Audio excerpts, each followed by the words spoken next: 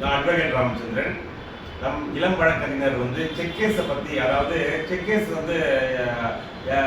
அனைத்து வக்கீலும் ஜூனியர்களும் ஈஸியாக அணுகி ஒரு வழக்கு நடத்த முடியும். அவங்களுக்கான ஒரு சின்ன ஒரு விளக்கத்தை பற்றி கேட்டுருந்தாரு. அதுக்காக தான் உங்களுக்கு, அதாவது செக் கேஸ் பொறுத்த வரைக்கும் என்னென்ன வைக்கிறது, செக் கேஸில் என்னென்னலாம் இருக்குது, எப்படிலாம் அது போகும், அதை பற்றி ஒரு சின்ன விளக்கம்.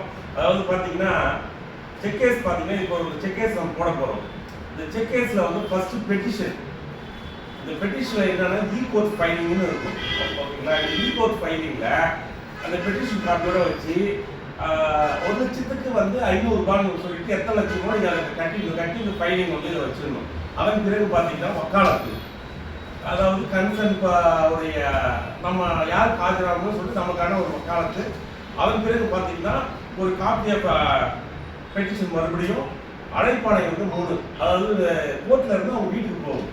அதுக்கப்புறம் புகார் தரப்பு ஆவணங்கள், புகாரில் என்னென்ன நோட்டீஸ் அனுப்பிச்சிருப்போம், ரிப்ளை நோட்டீஸ் அனுப்பிச்சிருப்பாங்க, அதை பற்றி ஒரு ஆவணங்கள் என்னென்ன ஆவணம் வைக்கிறோம், நம்ம அப்பாயின்மெண்ட் கார்டு என்னென்ன வைக்க போகிறோம் அதை வைக்கணும் உங்களுக்கு. அதன் பிறகு ப்ராசஸ் மெமோ, அதாவது ப்ராசஸ் பண்ணுறதுக்கான மெமோ வைக்கிறது. அதுக்கப்புறம் எக்ஸ்பர்ட் நோட்டீஸ், இதெல்லாம் வச்சு தான் இதை தச்சு அழகாக நீதிமன்றத்தில் இதை கொடுக்கும்போது அதை வாங்கி செக் வெரிஃபை பண்ணி நம்பர் பண்ணுவாங்க. அதன் பிறகு ஸ்டெப் பை ஸ்டெப்பாக செக் கேஸ் நடக்கும். செக் கேஸை பொறுத்த வரைக்கும் பார்த்தீங்கன்னா 138ம் 142 BNSS என்னன்னா மோசடிக்கும் தண்டனைக்கும் சேர்ந்து தான் அந்த 138ம் 142. அது தெரிஞ்சுங்க. Private complaint 223.